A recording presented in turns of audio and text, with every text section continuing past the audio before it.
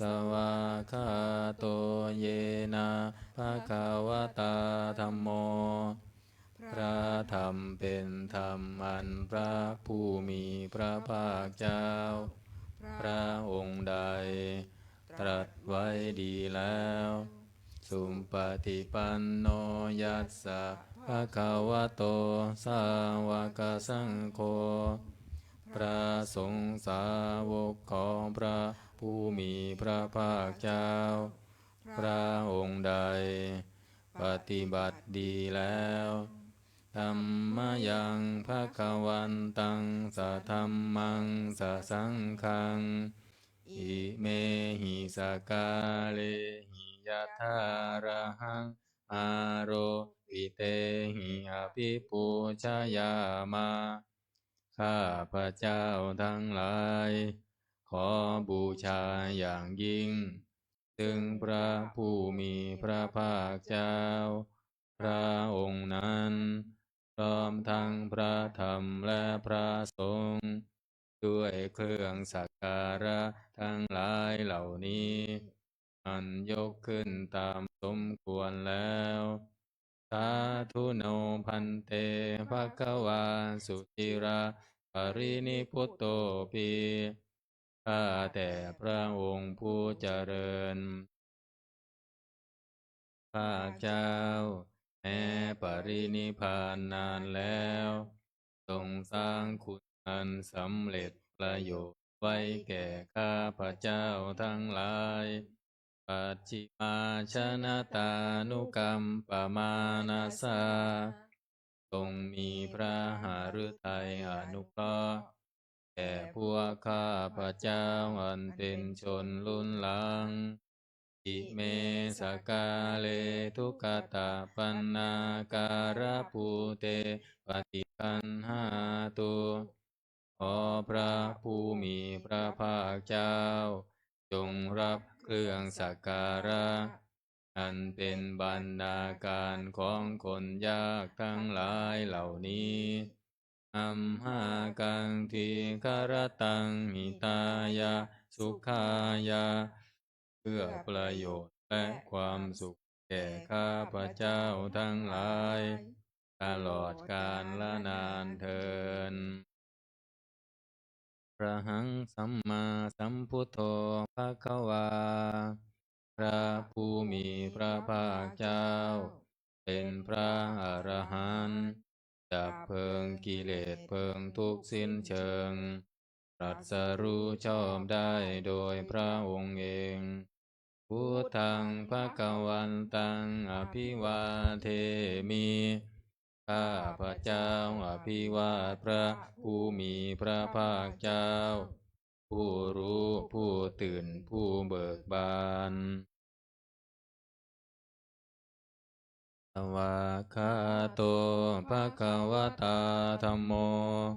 พระธรรมเป็นธรรมที่พระผู้มีพระภาคเจ้า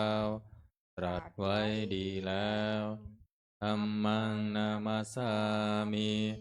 ข้าพระเจ้านมัสการพระธรรมสุปฏิปันโนภะคะวะโตสาวกสังโฆพระสงฆ์สาวกของพระผู้มีพระภาคเจ้าปฏิบัติดีแล้วสังฆังนามามิข้าพระเจ้านอบน้อมพระสงฆ์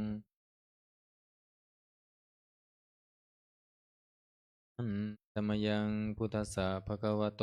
บุพพากนามการังกโรมาเซนะโมตัสสะภะคะวะโตขอนอบน้อมแด่พระผู้มีพระภาคเจ้าพระองค์นั้นอะระหะโตจึงเป็นผู้ไกลจากกิเลสสัมมาสัมพุทธัสสะตรัสรู้ชอบได้โดยพระองค์เองนะโมตัสสะภะคะวะโตขอนอบน้อมแด่พระผู้มีพระภาคเจ้า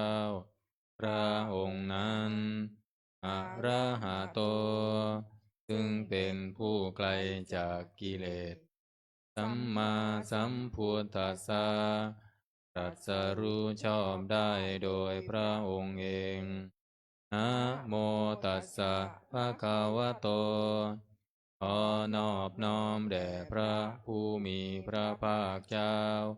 พระองค์นั้นอะระหะโตซึ่งเป็นผู้ไกลจากกิเลสสัมมาสัมพุทธัสสะตรัสรู้ชอบได้โดยพระองค์เองเก้าสมยังพุทธานุสตินยังกโรมาเซตังโคปนาภะคะวันตังเอวังกัลยาโนกิตติสัพโทอภุคคโตก็กิตติศัพท์อันงามของพระผู้มีพระภาคเจ้านั้นได้ฟุ้งไปแล้วอย่างนี้ว่าอิติปิโสภะคะวาเพราะเหตุอย่างนี้พระผู้มีพระภาคเจ้านั้นอะระหังเป็นผู้ไกลจากกิเลสสัมมาสัมพุทโธเป็นผู้ตรัสรู้ชอบได้โดยพระองค์เองวิชาจารณสัมปันโนเป็นผู้ถึงพร้อมด้วยวิชาและจารณะสุงคโตเป็นผู้ไปแล้วด้วยดีโลกาวิทูเป็นผู้รู้โลกอย่างแจ่มแจ้งอนุตตโรปุริสัทธัมมาสารถิเป็นผู้สามารถฝึกบุรุษที่สมควรฝึกได้อย่างไม่มีใครยิ่งกว่าสัทธาเทวมนุษย์สานังเป็นครูผู้สอนของเทวดาและมนุษย์ทั้งหลายพุทโธผู้เบิกบานด้วยธรรมภคะวาติเป็นผู้มีความจำเริญจำแนกธรรมสั่งสอนสัตว์ดังนี้อันตมยังพุทธาภิกิติงกโรมาเสพุทธวาระหังตวรตาภิกขุนาภิยุตโตพระพุทธเจ้าประกอบด้วยคุณมีความประเสริฐแห่งอรหันตคุณเป็นต้นสุนทาพิยานกรุณาหิสมาคตโตพระองค์อันประกอบด้วยพระญาณและพระกรุณาอันบริสุทธิ์โอเทสิโยสุชนะตังกามรังวาสุโรพระองค์ใดทรงกระทำชนที่ดีให้เบิกบานจุนอาทิตย์ทำบัวให้บานวันธามหังดามารนังศิรสาชิเนนทังข้าพระเจ้าไหว้พระชินนาสีพระองค์นั้นด้วยเสียงกล่าวพุทโธโยสัมภปานินังสารนังเขมามุตตะมังพระพุทธเจ้าพระองค์ใดเป็นสารณะอันเกษมสูงสุดของสัตว์ทั้งหลายปันธามานุสติทานังวันทามิตังสิเรนะหังข้าพระเจ้าไหว้พระพุทธเจ้าพระองค์นั้นอันเป็นที่ตั้งแห่งความระลึกองค์ที่หนึ่งด้วยเสียงกล่าวพุทธัสสะหัสสมิทาโสวะพุทโธเมสามิกิสโรข้าพระเจ้าเป็นทาสของพระพุทธเจ้าพระพุทธเจ้าเป็นนายมีอิสระเนื้อข้าพระเจ้า พุทโธทุงขันสคาตาจะวิทาตาจะหิตัสสเมพระพุทธเจ้าเป็นเครื่องกำจัดทุกข์ซึ่งประโยชน์แก่ข้าพเจ้าคุณทานสาหังนิยาเทมิสรีรันชีวิตตันจิทังข้าพเจ้ามอบกายถวายชีวิตนี้แด่พระพุทธเจ้าวันทันโตหังจาริสามิคุณทัตเทวสุนโพธิตังข้าพเจ้าผู้ไหวอยู่จากประพฤติธรรมถึงความตรัสรู้ดีของพระพุทธเจ้านัตถิเมสารนังอัญญังพุทโธเมสารนังวรังสารณะอื่นของข้าพเจ้าไม่มีพระพุทธเจ้าเป็นสารณะอันประเสริฐของข้าพเจ้าเอเตนะสัญจวันเชนะวัตเตยังสัตถุสาสเนด้วยการกล่าวคำสัตย์นี้ข้าพเจ้าพึงเจริญในพระศาสนาของพระศาสดาพุทธังเมวันตมาเนนะยังปุญญังปัสสุตังอิทาข้าพเจ้าผู้ไหวอยู่ถึงพระพุทธเจ้าได้ขวนขวายบุญใดในบัดนี้สัมเพปิอันตรายาเมมาเหสุงตัจจเตชัสสาอันตรายทั้งปวงอย่าได้มีแก่ข้าพเจ้าเยนะวาจายวเจตัสสาวาด้วยกายก็ดีด้วยวาจาก็ดีด้วยใจก็ดีพุทเทกุกัมมังปะกตังมยายังทำหน้าติเตียนอันใด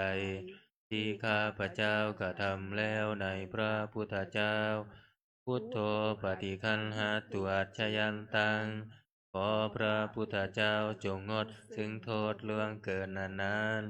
การันตะเรสังวริตุงวะพุทเท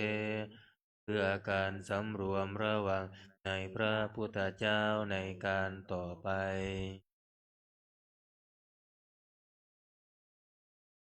ธรรมยังธรรมานุสตินะยังกโรมาเสภวาคาโตภะคะวะตาธัมโมพระธรรมเป็นสิ่งที่พระผู้มีพระภาคเจ้าตรัสไว้ดีแล้วสันทิฏฐิโกเป็นสิ่งที่ผู้ศึกษาและปฏิบัติพึงเห็นได้ด้วยตนเองอากาลิโก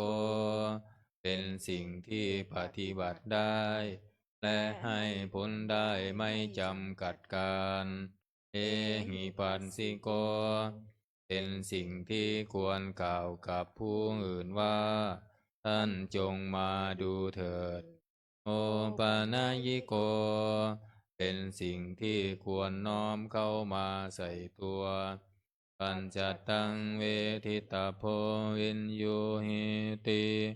เป็นสิ่งที่ผู้รู้ก็รู้ได้เฉพาะตน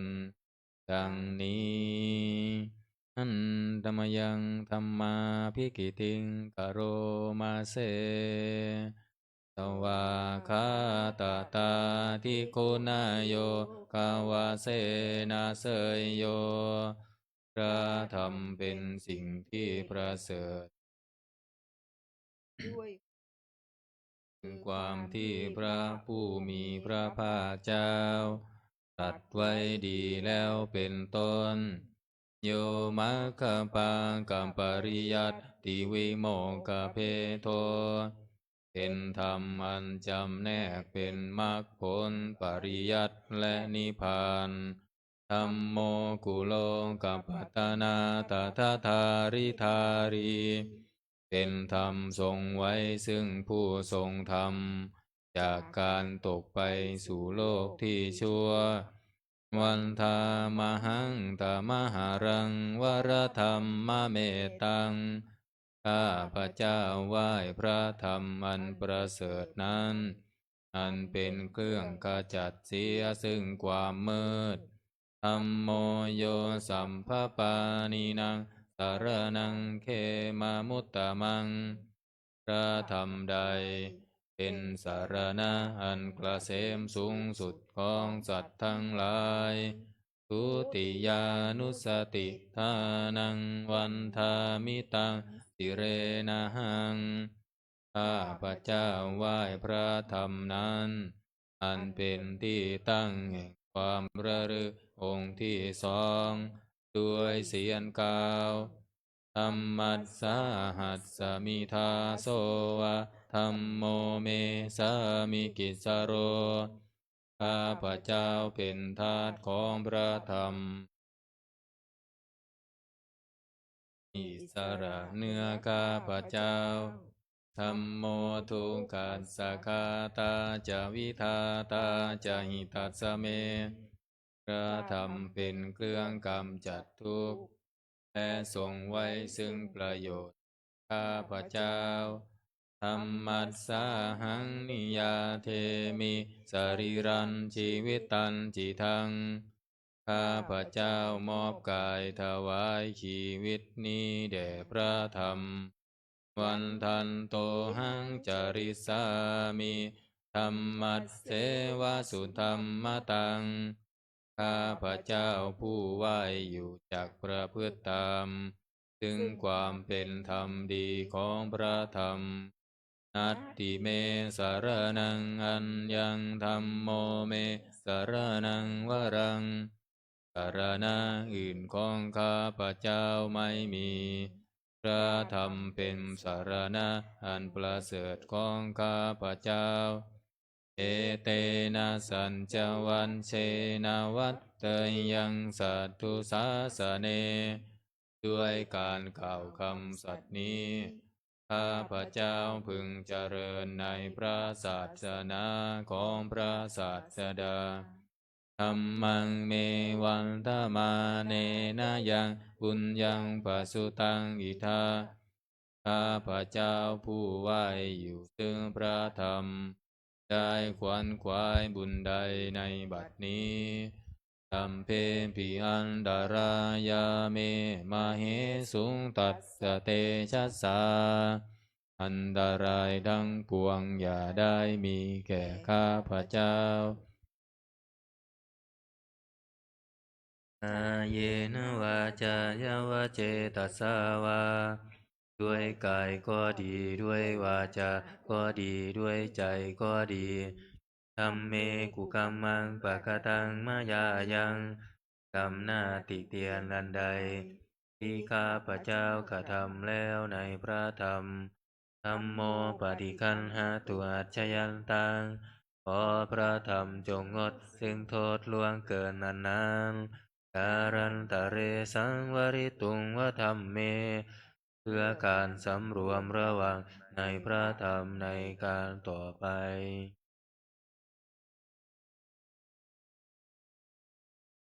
ธรรมยังสังขานุสตินะยังกโรมาเซสุปฏิปันโนภะคะวะโตสาวกสังโฆทรงสาวกของพระผู้มีพระภาคเจ้าปฏิบัติดีแล้วอุชุปฏิปันโนภะคะวะโตสาวกสังโฆทรงสาวกของพระผู้มีพระภาคเจ้าปฏิบัติตรงแล้วยายาปฏิปันโนภะคะวะโตสาวกสังโฆทรงสาวกของพระผู้มีพระภาคเจ้าปฏิบัติเพื่อรู้ธรรมเป็นเครื่องออกจากทุกข์แล้วสามีจิปฏิปันโนภะคะวะโตสาวกสังโฆทรงสาวกของพระผู้มีพระภาคเจ้าปฏิบัติสมควรแล้วยะทิทางได้แก่บุคคลเหล่านี้คือ จันตาริปุริสายุคานิอัฏฐปุริสาปุคัลลานับเรียงตัวบุรุษได้8 บุรุษเอสาภะคะวะโตสาวกสังโฆนั่นแหละทรงสาวกของพระผู้มีพระภาคเจ้าอาหุเนยโยเป็นสมควรแก่สักการะที่เขานำมาบูชาปาหุเนยโยเป็นสมควรแก่สักการะที่เขาจัดไว้ต้อนรับทักขิเนยโย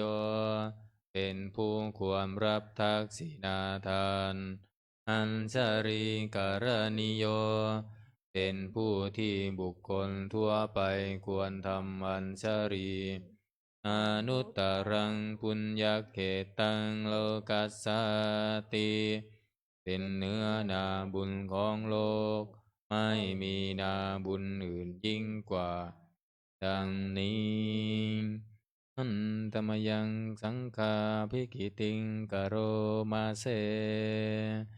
สันธรรมโชสุปันติปันติคุณาภิยุตโตพระสงฆ์ที่เกิดโดยพระสัทธรรมประกอบด้วยคุณมีความปฏิบัติดีเป็นต้นโยธรรมพิโทอริยบุคคลสังฆเสโทเป็นหมู่แห่งพระอริยบุคคลอันประเสริฐ8 จำพวกทิธรรมปวาราสยกายจิตโตมีกายและจิตอันอาศัยธรรมมีศีลเป็นต้นอันบวรวันธามหังธามาริยานาคานังสุทัง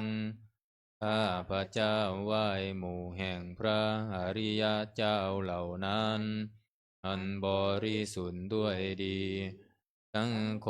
โยสัมภปานินังสารนังเขมามุตตะมังพระสงฆ์หมู่ใดเป็นสารณะอันเกษมสูงสุดของสัตว์ทั้งหลายตติยานุสติทานังวันทามิตังสิเรนะหังข้าพระเจ้าไหว้พระสงฆ์หมู่นั้นความระลึกองค์ที่3ด้วยเสียงกาวสังขันสาหัสสมิทาโสวะสังโฆเมสามิกินสโรข้าพระเจ้าเป็นทาสของพระสงฆ์พระสงฆ์เป็นนายมีอิสระเหนือข้าพระเจ้าสังโฆทุงกันสาคาตาจะวิทาตาจะหิตาสเมพระสงฆ์เป็นเครื่องกำจัดทุกข์และทรงไว้ซึ่งประโยชน์แก่ข้าพระเจ้าสังขันสาหังนิยาเทมิสรีรันชีวิตันจิตังข้าพระเจ้ามอบกายถวายชีวิตนี้แด่พระสงฆ์วันทันโตหังจาริสามิสังขันโสปฏิปันนตังข้าพระเจ้าผู้ไหวอยู่จากประพฤติตามถึงความปฏิบัติดีของพระสงฆ์นาทิเมสารนังอัญญังสังโฆเมสารนังวรังสารณะอื่นของข้าพระเจ้าไม่มีพระสงฆ์เป็นสารณะอันประเสริฐของข้าพระเจ้าเอเตนะสัญจวัชเชนะวันเตยังสันทุสาสเนด้วยการกล่าวคำสัตย์นี้ข้าพระเจ้าพึงเจริญในพระศาสนาของพระศาสดาสังฆังเมวันทมาเนนะยังปุญญังปสุตังอิทาข้าพระเจ้าผู้ไหวอยู่ซึ่งพระสงฆ์ได้ขวนขวายบุญใดในบัดนี้สัมเพปิอันดารายาเมมาเหสุงตัสสะเตชะสา อันตรายทั้งปวงอย่าได้มีแก่ข้าพเจ้าอาเยนวาจายวเจตัสสาวาด้วยกายก็ดีด้วยวาจาก็ดีด้วยใจก็ดีสังเคกุกัมมังปะกตังมยายังกรรมหน้าติเตียนอันใดที่ข้าพเจ้ากระทำแล้วในพระสงฆ์สังโฆปฏิคันหาตัวชยันตังขอพระสงฆ์จงงดซึ่งโทษล่วงเกินนานการันตะเรสังวริตุงวาสังเคเพื่อการสำรวมระวังในพระสงฆ์ในการต่อไปหนังสือไปที่หน้า38อันตมยังโอวาทปาติโมกขคาทาโยพนามาเสสัพพะปาปัสสะอาการะนังการไม่ทำบาปทั้งปวงกุศลสุปสัมปทาการทำกุศลให้ถึงพร้อมสัจจิตตปริโยทปนังการชำระจิตของตนให้ขาวรอบ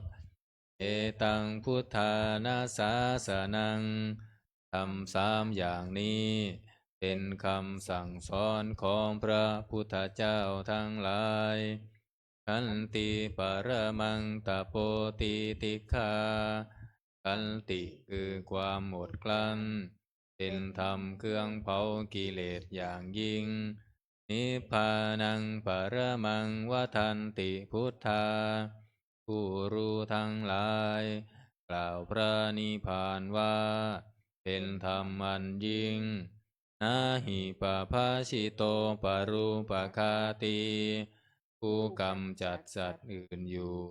ไม่ชื่อว่าเป็นบรรพชิตเลยสามโนโหติปรังวิเหทยันโตผู้ทำสัตว์อื่นให้ลำบากอยู่ไม่ชื่อว่าเป็นสมณะเลยอนุปวาโทอนุปคาโตการไม่พูดร้ายการไม่ทำร้ายปาติโมกเขจะสังวโรการสำรวมในปาติโมกข์มัตตัญยุตตาจะพัตตัญสมิงความเป็นผู้รู้ประมาณในการบริโภคปันตัญจะสยนาสนังการนอนการนั่งในที่อันสงัดอาทิจิตเตจะโยโคในการทำจิตให้ยิ่งเอตังพุทธานาสาสนังทำ6อย่างนี้เป็นคำสั่งสอนของพระพุทธเจ้าทั้งหลายเกิดกับมานะ27 27ธรรมยังอติตาปัจเจเวคณาปาทังพนามาเสชามายังอปัญจเวกิตาวายังจีวรังปริพุตังจีวรใดอันเรานุ่งห่มแล้วไม่ทันพิจารณาในวันนี้ตังยาวะเทวะสิตัสสะปฏิฆาตายาจีวรนั้นเรานุ่งห่มแล้วเพียงเพื่อบำบัดความหนาวมุนหัสสะปฏิฆาตายาเพื่อบำบัดความร้อนตังสมากันสวาตาตัมปันสิริงสัมปะสัมผัสสานังปันติฆาตายาเพื่อบำบัดสัมผัสอันเกิดจากเหลือบยุงลมแดดและสัตว์เลื้อยคลานทั้งหลายยาวะเทวะหิริโกปินาปฏิชาธานาทังและเพียงเพื่อปกปิดอวัยวะอันให้เกิดความละอายอาชามายังอัมบัญเจเวงกินตาวาโยปินทปาโตปริพุตโตปินทบาทใดอันเราฉันแล้ว ไม่ทันพิจารณาในวันนี้โสเนวะทวายาบิณฑบาตนั้นเราฉันแล้วไม่ใช่เป็นไปเพื่อความเพลิดเพลินสนุกสนานนามาทายาตังพลังทางกายนามันดานายาไม่ใช่เป็นไปเพื่อประดับนาวิโภสนายาไม่ใช่เป็นไปเพื่อตกแต่งยาวะเทวะอิมัสสกายัสสะทิฏฐิยาแต่ให้เป็นไปเพื่อความตั้งอยู่ได้แห่งกายนี้ยาปนายาเพื่อความเป็นไปได้ของอัตภาพวิหิงสุปรติยาเพื่อความสิ้นไปแห่งความลำบากทางกายธรรมจริยานุคาหายาเพื่ออนุเคราะห์แก่การประพฤติพรหมจรรย์อิติปุรานันจะเวทานังปฏิหังคามิด้วยการทำอย่างนี้เราย่อมระงับเสียได้ถึงทุกขเวทนาเก่าคือความหิวนาวันจะเวทานังนาอุปาเทสามิและไม่ทำทุกขเวทนาใหม่ให้เกิดขึ้นยาตราจะเมภวิสติอนวัชตาจะพาสุวิหารโรจาติอันหนึ่งความเป็นไปโดยสะดวกแห่งอัตภาพนี้ด้วยและความเป็นอยู่โดยพาสุขด้วยจักมีแก่เราดังนี้อาชามายังอัปปัจจเวกิตวายังเสนาสนังปริพุตังเสนาสนะใดเราใช้สอยแล้วไม่ทันพิจารณาในวันนี้ตังยาวะเทวะสีตัสสัมปติคาตายาเสนาสนะนั้นเราใช้สอยแล้วเพียงเพื่อบำบัดความหนาวอุณหัสสะปฏิคาตายาเพื่อบำบัดความร้อนดังสมากันสวาตาตัมปัสสิริงสัพพสัมปัสสานังปฏิคาตายาเพื่อบำบัดสัมผัสอันเกิดจากยุงลมแดดและสัตว์เลื้อยคลานดังหลายยาวะเทวาอุตุปาริสยะวิโนทานังปฏิสัลลานารามัตถังเพียงเพื่อบรรเทาอันตรายอันพึงมีจากดินฟ้าอากาศที่อยู่ได้ในที่หลีกเล่นสำหรับภาวนาอาชามายังอัมปัญจเวคินตวายโยกิลานะปัญจยะเพสัชชาปริคาโรปริพุตโตกิลานะเพสัชบริคารใดอันเราบริโภคแล้วไม่ทันพิจารณาในวันนี้โตยาวะเทวังอุปันนานังเวยะปาติกานังเวทนานังปฏิคาตายากิลานาเพสัตบริคารนั้นเราบริโภคแล้วเพียงเพื่อบำบัดทุกขเวทนาอันบังเกิดขึ้นแล้วมีอาพาธต่างๆเป็นมูลอาภายาปัจจาปรมัตตายาติเพื่อความเป็นผู้ไม่มีโรคเบียดเบียนเป็นอย่างยิ่งดังนี้อันธรรมยังอุทิศนาทิฐานาคาทายโยภานามาเสอิมินาปุญญกรรมเมนาด้วยบุญนี้อุทิศให้อุมปัชฌายาคุณุตตราปัจฉาผู้เลิศคุณอาจาริยุงปการาจาและอาจารย์ผู้เกื้อหนุน มาตาปิตาจายาตากาทั้งพ่อแม่และปวงญาติสุริโยจันทิมาราชาสุนจันทร์และราชาคุณาวันตานาราปิจาผู้ทรงคุณหรือผู้สูงชาติพระมะมาลาจอินทาจาพรหมมาแลอินทราชโลกปาลาจะเทวตาทั้งถวยเทมและโลกบาลยะโมมิตามนุษสาจายมมาราชมนุษย์มิตรมัชชตาเวริกาปิจาผู้เป็นกลางผู้จองผ่านสัมเพสัตตาสุขีหนตุทุกทั่วหน้าอย่าทุกข์ทนปุญญานิปักกตานิเมบุญพองที่ข้าทำจงช่วยอำนวยสุขผลทุกครั้งจะติวิทันเทนตัวให้สุขสามอย่างล้น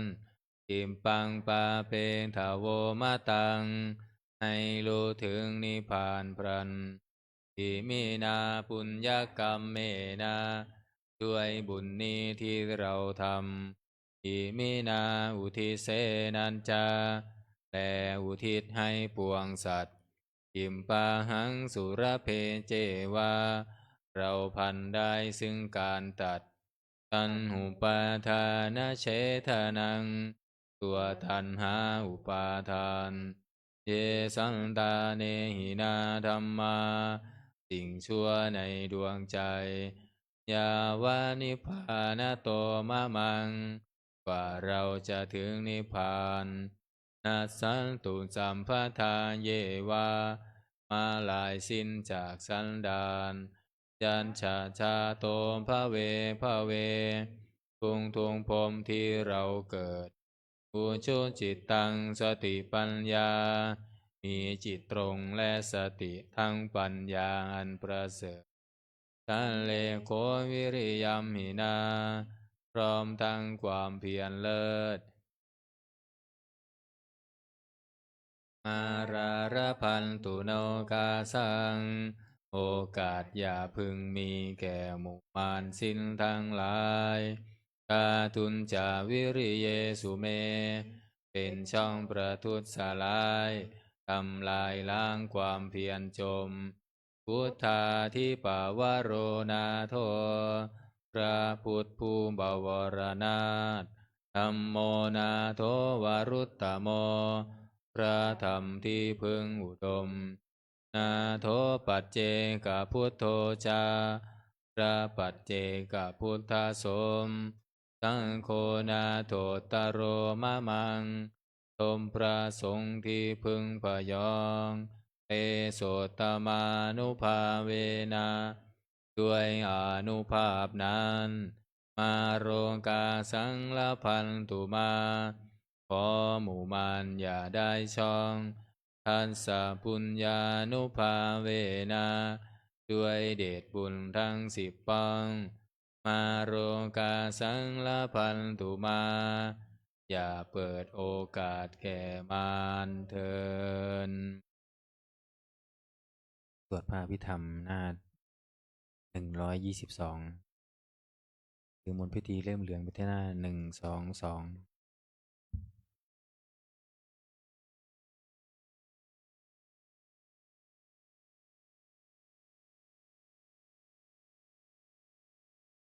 นะโมตัสสะภะคะวะโตอะระหะโตสัมมาสัมพุทธัสสะนะโมตัสสะภะคะวะโตอะระหะโตสัมมาสัมพุทธัสสะนะโมตัสสะภะคะวะโตอะระหะโตสัมมาสัมพุทธัสสะกุศลธรรมะอกุศล ธัมมาอัพพยากตาธัมมากันตเมธัมมากุศลายัสสมิงสมาเยกามวัจจรังกุศลังจิตตังอุปันนังโหติโสมานัสสัสสหคตังญาณสัมปยุตตังมะนังวาสันทารัมมะนังวาคันธารัมมะนังวารัสสารัมมะนังวาโพนธรรมภารัมมะนังวาธรรมมารัมมะนังวายังวาปนาราปันตัดสมิงสามาเยผัสโสโหติอวิเคโปโหติเยวาปนาตัดสมิงสามาเยอันเยปิอันทิปติจะสมุปปันนาอรูปิโนธัมมาอิเมธัมมากุณศลาปัญจขันธารูปักขันโทเวทนาขันโทสัญญาขันโทสังขา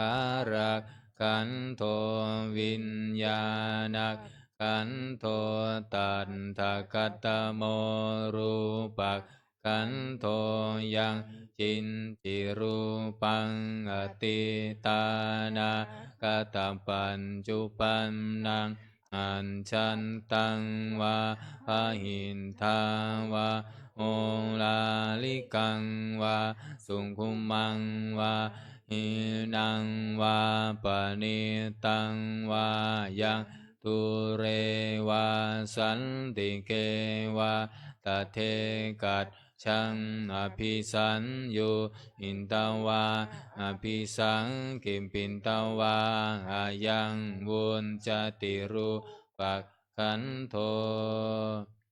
สังฆโหอะสังฆโหสังฆหิเตนะอะสังฆหิตังอะสังฆหิเต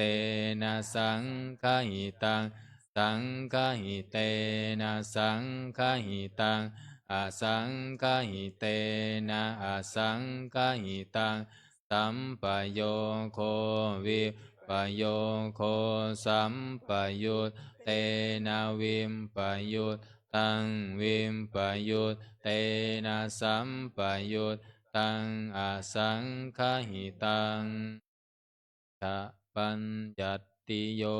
ขันธปัญญัตติอายตนะปัญญัตติธาตุปัญญัตติสัจจะปัญญัตติอินทริยปัญญัตติปุงคลปัญญัตติกินตาวตาปุงคลานังปุงคลปัญญัตติสัมมาวิมุตโตอัสสัมมาวิมุตโตกุมปะทัมโมอะกุมปะทัมโมปริหานธรรมโมอปริหานธรรมโมเจตนาภาพโพอนุรักษณาพัมโพพุทธุชโนโพตระภูมิพายุปรโตงอภายุปรโตมพัมพังกมโนอมโนนิยโตอนิยโตปฏิปันนะโกมภะเลติโตอะระหะอะระหัตตายะปฏิปันโนอุงคะโลอุมปาลัมพันติสัจจิกันตัมปรมัตเตนาติอามันตายโยสัจจิกัตโทปรมันโทตโตโสปุงคาโลอุมบาลาปันติสันจิกันธัมปรมัตเตนาตินาเหวังวัดตัมเพงอาชานาหินิกะหังหันจิปุงคาโลอุมบาลาป ปันติสัจจิกันตปรมัตถ์เทนะเตนะวัตตะเรวัตตะเพโยสัจจิกัตโถปรมัตถ์โทตะโตโสปุงคะโลอุปาลาปันติสัจจิกันตปรมัตถ์เทนาติมิจฉาเยเกจิกุสาลาธัมมาสัพเพเตกุศลมูลาเยวะปนากุศลมูลาสัพเพเตธัมมากุศลาเยเจจิกุศลาธัมมาสัพเพเตกุศลมูเลนะเอกโมลาเยวะปนากุศลมูเลนะเอกโมลาสัพเพเตธัมมากุศลาเหตุปัจจโยอารัมมณปัจจโยอธิปติปัญจโยอนันตรปัจจโยสมานันตรปัจจโยสหชาตปัจจโยอัญญมัญญปัจจโย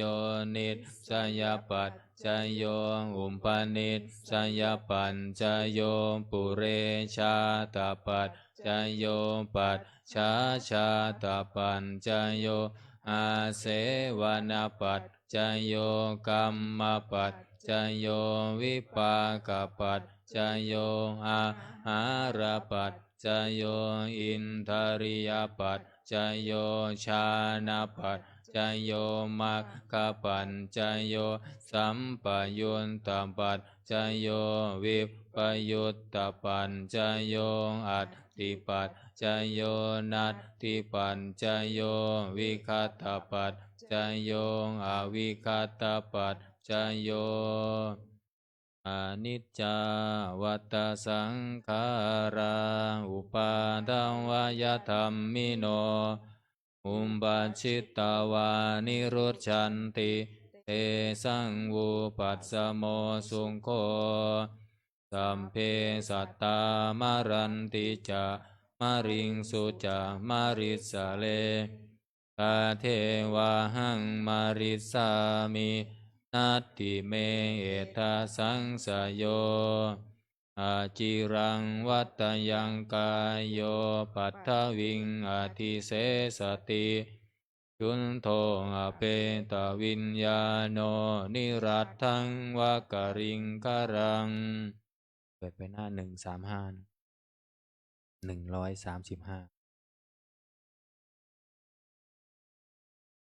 อัทาสิเม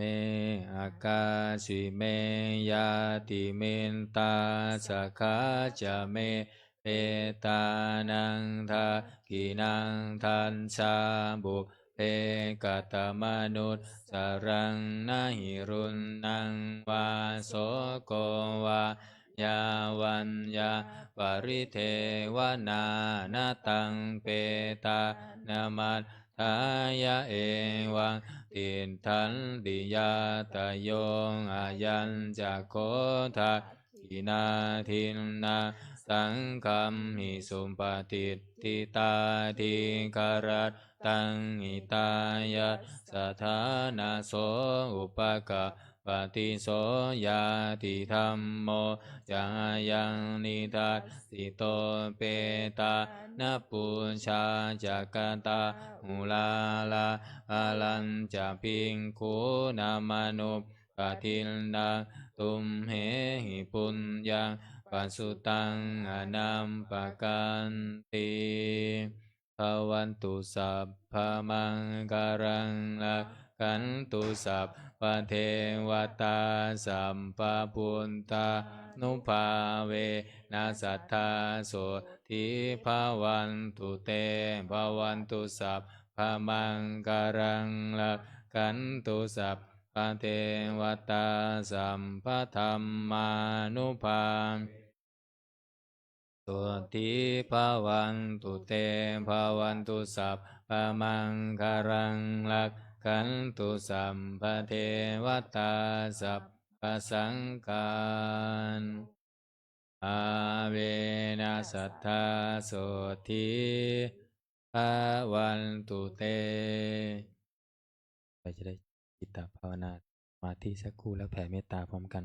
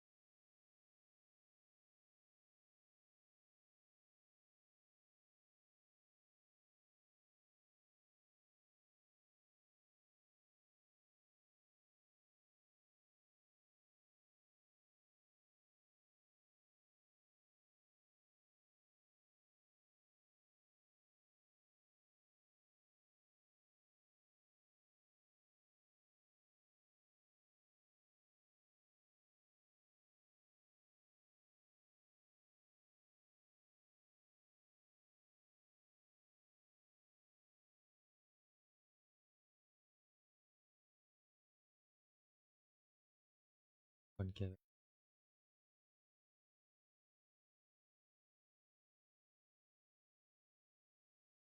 ติดบุญกุศลแผ่เมตตาพร้อม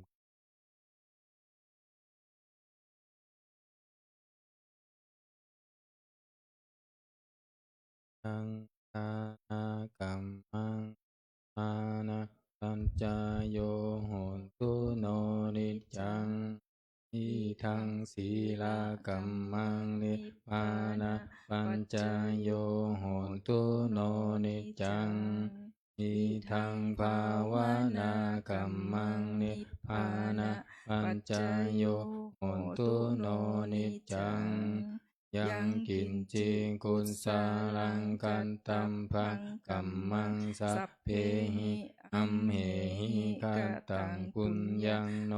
อานุโมทันตุสุนันตุพนโตเยเทวาอัสสมิอาเนอาทิคาตาทิคายุกะสัทธาหนตุสัมเพสันตาสุขีอัตตานังปาริหารันตุตาอิทาหนตุทุกขาปามุนจันตุสัมเพยาตากาสุกิตาหนตุทุกขาปามุนจันตุสัมเพอายาตากาสุกิตาหนตุทุกขาปามุนจันตุสัมเพปิสาสัพเพยังกะสัพเพเปตาสุขิตาหนตุทุกขาปามุนจันตุสัมเพนังคันตาสุขิตาหนตุทุกขาปามุนจันตุสัมเพเทวาสุขิตาหนตุทุกขาปามุนจันตุสัมเพอาจาริยุปัจจายาสุขิตาหนตุทุกขาปามุนจันตุสัมปะสัมปัตติโยสามิชันตุโวภูเขาวันตาหลวง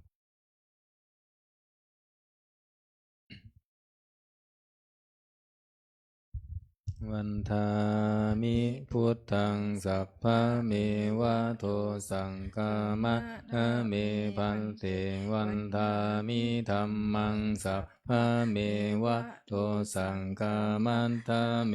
พันเตวันทามิสังฆังสัพพะเมวะโทสังฆามะนะเมพันเตวันทามิคารุอุมปัญชาอาจาริเยสัมภะเมวะโตสังฆามัตนะเมพันเตวันทามิกัมมัฏฐานังสัพพะเมวะโตสังฆามัตนะเมพันเตวันทามิอาราเมพันทัสสีมังสัมภะเมวะโตสังฆามัตนะเมพันเตวันทามิเจติยังสัมพังสัมปัฏฐาเนสุปันติทิตาสารีละธาตุมหาโพธิพุทธารูปังสักกาลังสัทธานาคาโลเกเทวะโลเกพรหมะโลเกจัมพูทิเปลังกาทิเปสารีละธาตุโยเกสาธาตุโยอะระหันตาธาตุโยเจติยังคันธากุณทิจัตุราสีติสหัสเสธัมมัคคันเทสัมเพสัมปาทะเจติยังอาหังวันทามิสัพพาโส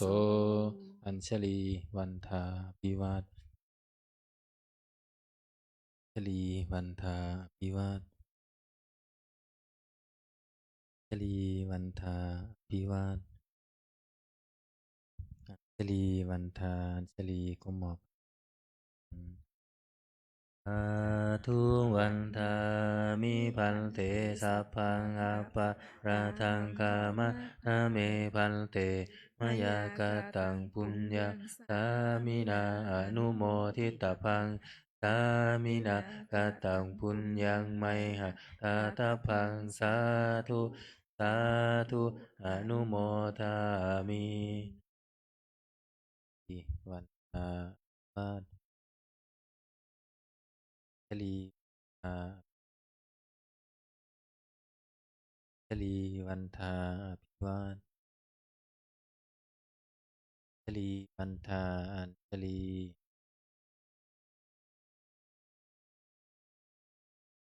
ขอนิมนต์พระภิกษุสงฆ์คุกเข่ากราบพระมหาเถระภูวินัยทรอินจันทร์กันโตภาโสพร้อมกันอัญชลีวันทาอภิวาทชลีวันทาอภิชลีทาอภิวาทชลีวันทาอัญชลีขอเชิญกัน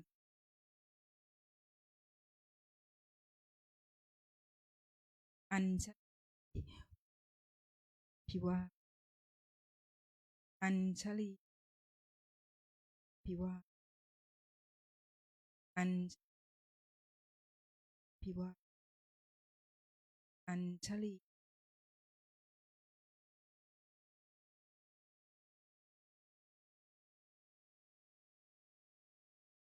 สาธุสาธุสาธุ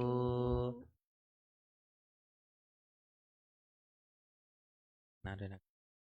โยคีหญิงเราช่วยกันปิดหน้าต่างทั้งสองฝั่งนะคะเสร็จแล้วลงไปปฏิบัติรวมกันที่พระกรรมฐาน